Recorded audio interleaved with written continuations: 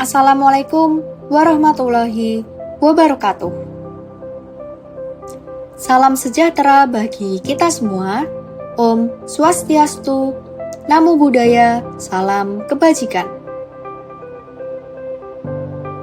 Perkenalkan, nama saya Dieva Naswa Aidelia dengan NIM K2522022 dari Program Studi Pendidikan Teknik Mesin Fakultas Keguruan dan Ilmu Pendidikan, Universitas 11 Maret.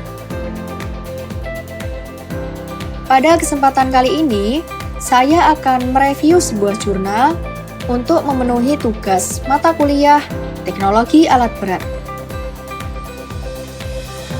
Untuk judul jurnal yang akan saya review yaitu Detailed Study on Heavy Equipment with its latest Technologies for Excavation of Road Projects.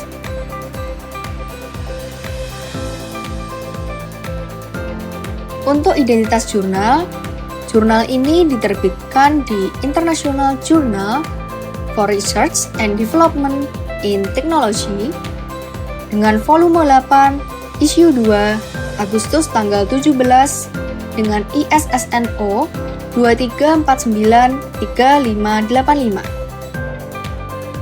Judul jurnal yaitu Detailed Study on Heavy Equipment with its latest Technologies for Excavation of Road Projects. Untuk penulis jurnal yaitu Prof. S.T. Desmond dan Mr. Prince Ojas N. Jangada. Dari HOD Civil Department Trinity Academy of Engineering, Pune. Untuk link akses jurnal tertera pada slides tersebut.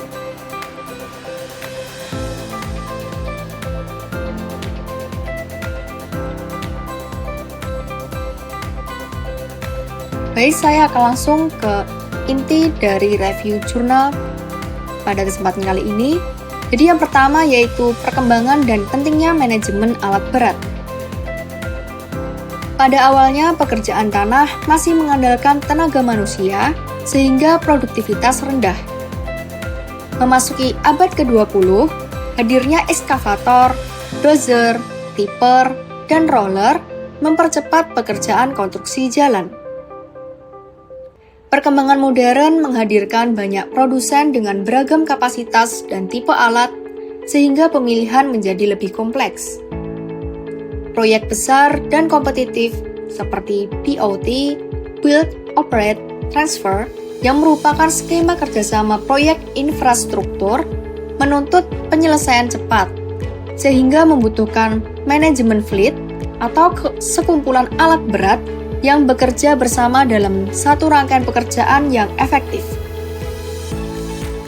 Masalah umum di lapangan meliputi salah pilih alat, idle time atau periode waktu di mana mesin, peralatan, atau karyawan tersedia untuk bekerja tetapi tidak produktif yang tinggi, dan tipper bunching atau antrian saat hauling, yaitu kegiatan mengangkut dan memindahkan material yang menurunkan produktivitas hingga 10-20%.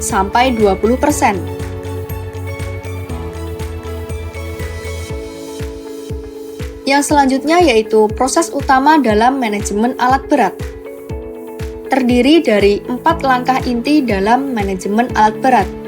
Yang pertama, equipment selection, yaitu memilih jenis dan kapasitas alat berdasarkan kondisi tanah, volume pekerjaan, jarak hauling, dan keterbatasan lapangan. Yang kedua, productivity analysis. Output alat dihitung dengan mempertimbangkan kapasitas bucket atau body, fill factor, efisiensi operator, dan cycle time. Misalnya pada ekskavator, output dapat dihitung menggunakan rumus 3600 dikali Q dikali F dikali E dikali VC dibagi T. Q sendiri yaitu capacity of bucket in M3 loose, F sendiri yaitu fill factor, E sendiri yaitu operator efisiensi, VC yaitu Soil Conversion Factors, dan T yaitu Excavator Cycle Time dengan satuan second.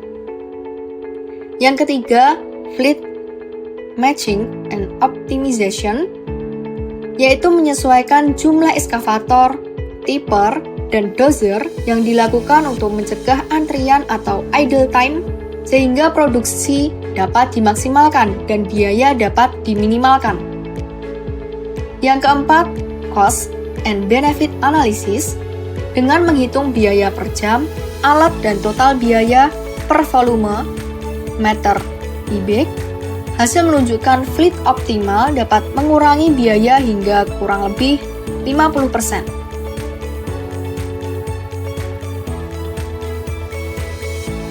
Lalu yang selanjutnya jenis alat berat dan teknologi modern. Yang pertama, Earth Moving Equipment meliputi ekskavator dari ukuran mini hingga besar, wheel loader, dozer, tipper atau hauler, serta roller vibratory dengan gambar pada slide tersebut. Yang pertama yaitu ekskavator, lalu yang kedua wheel loader, yang ketiga dozer, yang keempat tipper atau hauler, serta yang terakhir roller vibratory. Lalu yang kedua yaitu lifting equipment terdiri dari mobile crane berkapasitas 10 hingga 1000 ton, tower crane, serta hoist dan winch untuk pekerjaan pengangkatan dengan gambar yang tertera pada slide tersebut.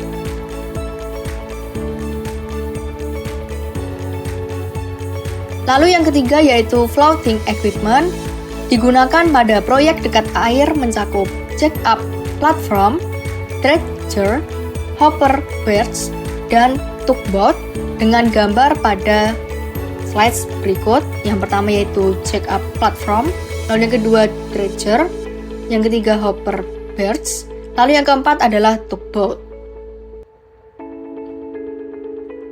Lalu yang keempat, support equipment mencakup kompresor, genset, dewatering pump, serta peralatan pendukung seperti welding set, testing vehicle, dan alat ukur survei dengan gambar seperti pada slides berikut.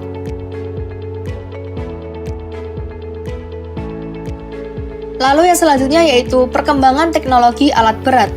Perkembangan teknologi alat berat terlihat pada mesin yang lebih efisien bahan bakar, peningkatan kapasitas bucket, penggunaan sistem GPS atau telematics untuk pemantauan produksi, dan sistem keselamatan yang semakin baik. Selain itu, banyak alat berat modern kini dilengkapi fitur otomatisasi untuk mengurangi human error dan meningkatkan presisi kerja. Teknologi sensor dan monitoring real-time juga membantu mendeteksi kerusakan sejak dini, sehingga downtime dapat ditekan. Secara keseluruhan, inovasi ini membuat operasi alat berat lebih produktif, lebih aman, dan lebih hemat biaya.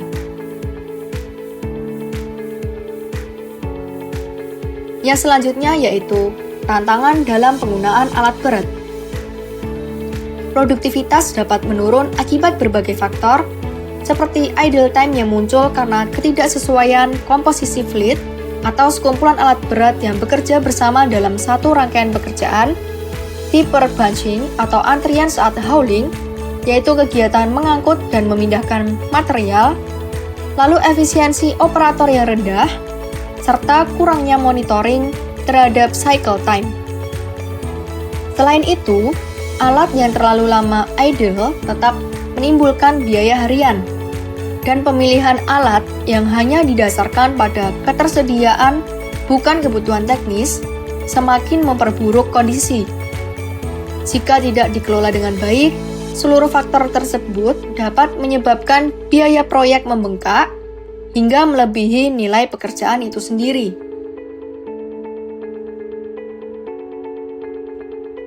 Lalu yang selanjutnya hasil penelitian, optimasi fleet dan efisiensi biaya. Perbandingan biaya antara fleet aktual dan fleet optimal menunjukkan penghematan yang signifikan, yaitu antara 16% hingga 59% dengan rata-rata 51%. Fleet optimal mengalihkan kontrol produksi dari tipper ke ekskavator, sehingga produksi per jam meningkat akibat cycle time yang lebih stabil.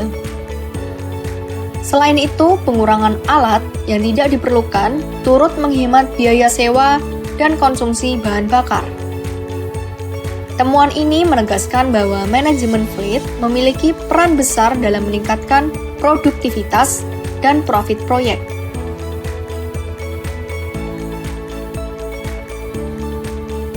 Mungkin cukup sekian review jurnal untuk memenuhi tugas mata kuliah teknologi alat berat. Mohon maaf bila ada salah kata. Wassalamualaikum warahmatullahi wabarakatuh.